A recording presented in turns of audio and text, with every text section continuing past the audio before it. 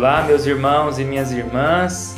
Hoje começa para a nossa Paróquia Santuário uma série de novos vídeos sobre as vantagens que podemos ter com as redes sociais no processo de evangelização. Este primeiro tema é sobre a conversão pessoal que antecede a conversão da comunidade. Espero poder, com esses vídeos, fazê-los mais fortes e animados para a evangelização que acontece. A igreja está viva, atuante no mundo, mesmo em meio ao coronavírus, a essa pandemia que nos deixa isolados para a nossa saúde e para a saúde daqueles que amamos.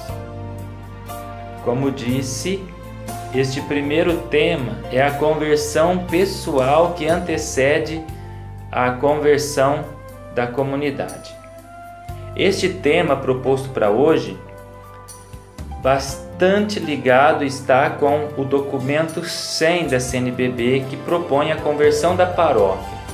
O texto abre reflexões para entendermos as provocações do Papa Francisco e principalmente aquela provocação onde ele diz que é necessário que no tempo de hoje a igreja seja uma igreja em saída.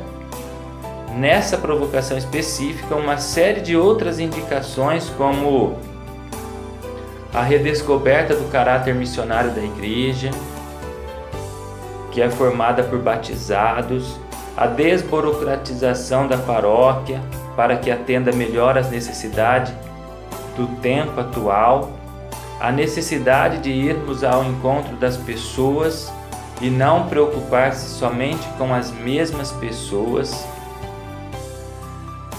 esforço necessário para ampliar a formação das pequenas comunidades formadas de discípulos convertidos.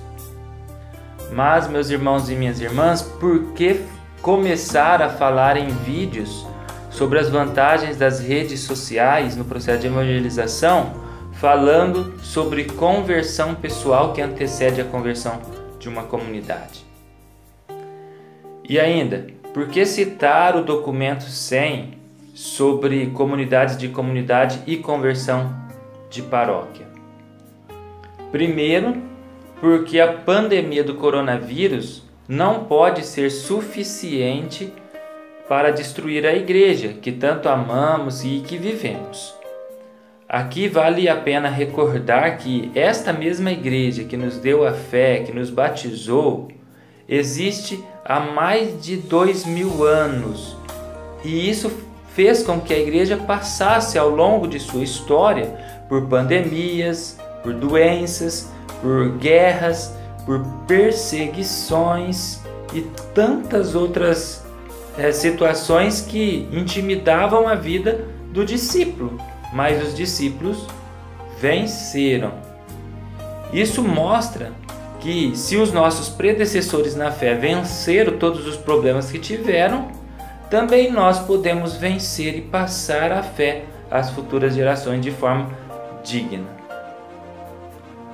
Segundo, o documento 100 abre perspectiva para que tenhamos criatividade e para que a criatividade humana auxilie a formação das novas comunidades.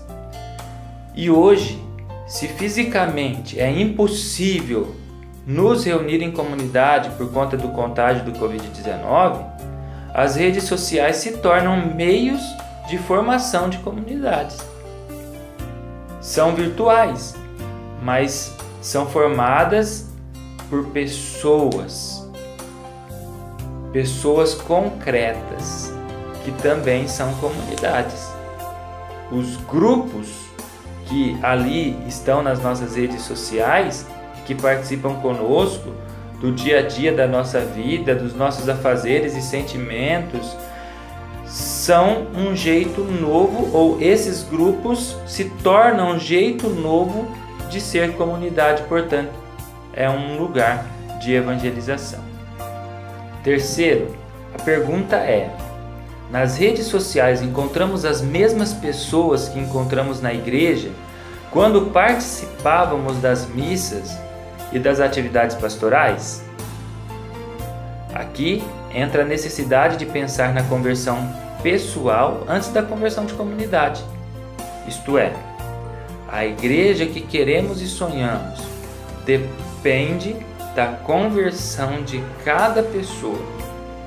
Por isso, a grande pregação continua sendo aquela mesma do início da Quaresma: convertei-vos e crede no Evangelho. Esta conversão é fundamental e deve gerar uma identidade concreta com Cristo, uma identidade cristã verdadeira, sobretudo nos tempos em que as redes sociais encontram espaço na maior parte do nosso dia. É fato que existem alguns equívocos que precisam ser superados a fim de que continuemos a levar a fé mesmo em meio virtuais, pelas redes sociais, pelos grupos que participamos e por aí vai. Esses equívocos, sendo superados, leva-nos de alguma forma a continuar a missão que recebemos no nosso batismo. O primeiro dos equívocos a ser superado é aquele que leva-nos ao entendimento que diante de um celular nos encontramos apenas com uma tela, como muitos pensam. Aí está o grande equívoco.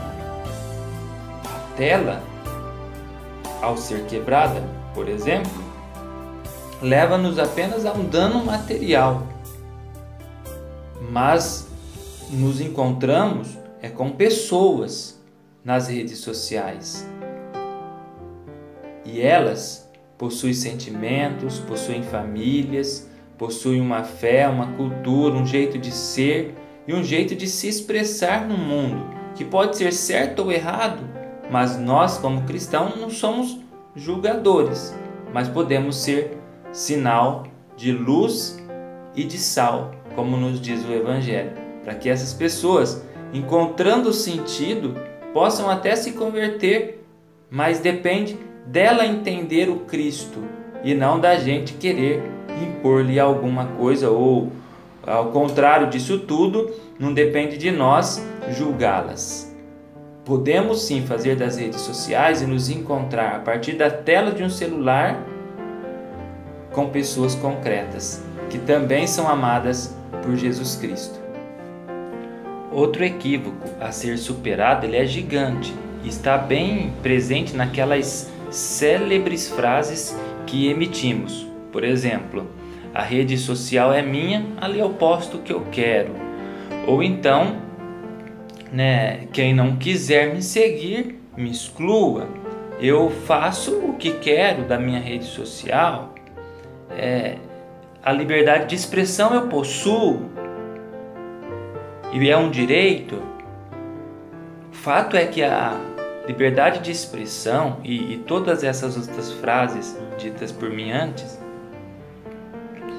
faz com que a gente pense de fato no direito que temos pela Constituição de 88, que fala da liberdade de expressão, e quando fala isso quer nos salvaguardar do direito da não censura, visto que o nosso país, na época da ditadura, oprimiam aqueles que inspiravam ameaças às autoridades. Mas o fato não é este para nós. Nós queremos salvaguardar, proteger a nossa identidade cristã, que não pode ser destruída por equívocos que levam-nos a viver com as pessoas nas redes sociais de forma irresponsável. Então é necessário que esses equívocos, muitas vezes presentes nas nossas mentes e nas nossas redes sociais, sejam superadas para que o Cristo em mim seja vivo e para que a minha identidade cristã seja verdadeira. E por fim, meus irmãos e minhas irmãs, não vamos nos esquecer de que temos uma grande missão, e essa missão é de pessoa para pessoa, é de pessoa Jesus Cristo para a pessoa que é cada um de nós. E nós que somos apaixonados por Ele, possamos utilizar bem das nossas redes sociais para levar a paz onde há tanta guerra, tanta violência, para levar a alegria onde há tanta tristeza, para levar, enfim, o amor onde ali está com essa falta. Lembremos também da passagem do Evangelho de João, no capítulo 15, no versículo 15, que diz assim: já não vos chamo servos, porque o servo não sabe o que faz o seu senhor. Eu vos chamo amigos, porque vos dei a conhecer tudo o que ouvi do meu Pai. E com essas palavras, saibamos utilizar as nossas redes sociais, porque lá nós utilizamos muito essa palavra, amigos. Amigos que às vezes se torna tão genérico, e nós que somos cristãos temos esse desafio de fazer com que todas as pessoas sejam amigos nossos, mas acima de tudo seja amigo de Jesus Cristo. Para isso eles precisam conhecer Jesus, e eles podem conhecer Jesus se nós apresentarmos quem realmente Jesus é.